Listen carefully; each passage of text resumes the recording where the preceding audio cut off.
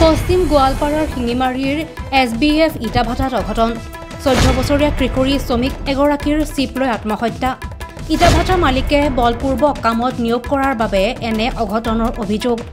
আত্মহত্যা কৰা কৃষৰীগৰাকীৰ নাম অৰ্জিনা খাতুন বৰপেটা জিলাৰ কলগাছিয়া থানাৰ অন্তৰ্গত হাপাৰছৰ গাঁৱৰ কৃষৰীগৰাকীৰ পৰিয়ালটো বিগত 5 মাহ ধৰি কাম কৰি আছিল ইটাভাটাত কাম কৰা পৰিয়ালসমূহে ৰমজান মাহ উপলক্ষে ছুটি বিচাৰিছিল যদিও ছুটি নিদিয়াকৈ মালিকে এক প্ৰকাৰ পণবন্দী কৰি ৰখাৰ অভিযোগ খোদ শ্ৰমিকসকলৰ আমি মোটামুটি 6 মাহ ৰানিং হৈ আছে আমাৰ ইয়াত কাম কৰা আমি কাম কৰি আছো এতিয়া যেটো ৰোজাৰ মাহ পৰিছে ৰমজান মাহ এই ৰমজান মাৰ কাৰণে আমি ছুটি বিচাৰিছো আগতো ছুটি বিচাৰিছো কিয়না আমি আগত অলপ পইচা লোৱা আছিল 15000 10000 এনেকৈ পইচা লোৱা আছিল কিন্তু ঘৰৰ পৰা সৰু ছোৱালী লৰা হিবিলা আনাৰ কাৰণে ইহতে থাকিব নিবিচাৰে জায়গাটো ভাল নহয় ইয়াত ইনফেকশন হৈ আছে ইয়াত বহুত মানে আমাৰ অসুবিধা হৈ আছে এই কাৰণে আমি ঘৰত যাবলৈ বিচাৰিছো ইহতে কয় যে তহতে যে পইচাটো খাইছা হজম কৰিছা সেই পইচাটো দি কেনে তাৰ পিছত ইয়াৰ পৰা যাবি ইয়াৰ আগত যাব নোৱাৰি এই ধৰণৰ কথা হৈছে আমি গত এক সপ্তাহ আগতে আমি কামটো ষ্টক কৰিছো এই কাৰণে আমি কামত নাযাও আমি ঘৰলৈ যাম আমাক ছুটি দিও হিয়তে আমাক ছুটি দিয়া নাই জবৰদস্তি কাম কৰিবলৈ দিলে আৰু আমি তেতিয়াও খুদিছো যে আপোনালোকে কেতিয়া ছুটি দিব বা এইটো আমি ক'ব নোৱাৰো আল্লাহই ক'ব পাৰে আল্লাহই কেনেকৈ ক'ব ভাটাটোৰ মালিকৰ নাম কি খালেক ভূঞা তদুপৰি বেমাৰ আজাৰ হলে খোৰাকি নিদিয়াৰ অভিযোগ শ্ৰমিকসকলৰ ছুটি নিদিয়াৰ বাবে আত্মহত্যা 14 বছৰীয়া শিশু শ্ৰমিকগৰাকীৰ উল্লেখযোগ্য যে ইটাভাটাটোত বহু শিশু শ্ৰমিক থকা বুলি জানিব পৰা গৈছে এতিয়া উচিত তদন্তৰে মালিকৰ শাস্তি বিচাৰিছে কিশোৰীগৰাকীৰ পিতৃৰ লগতে পৰিয়ালে যেমন আমৰা ছুটি দ্বাৰা জবৰদস্তি কৰে কাম কৰানো হয়েছে তাৰ জন্য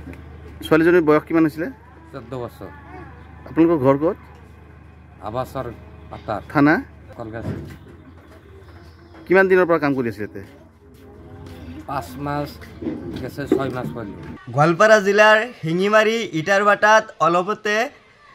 এগৰাকী 14 বছৰীয়া শিশু শ্ৰমিক কিশোৰীৰ ৰহস্যজনকভাৱে মৃত্যু ঘটা বুলি আমি খবৰ পাইছোঁ আমি গোৱালপাৰা জিলা ছাত্ৰ মুক্তি সংগ্ৰাম সমিতিয়ে পোনপ্ৰথমে এই ঘটনাৰ গভীৰ শোক প্ৰকাশ কৰিছোঁ দ্বিতীয়তে শ্ৰমিকগৰাকীৰ আত্মীয় তেখেতৰ পিতৃয়ে অভিযোগ উত্থাপন কৰিছে যে তেওঁলোকক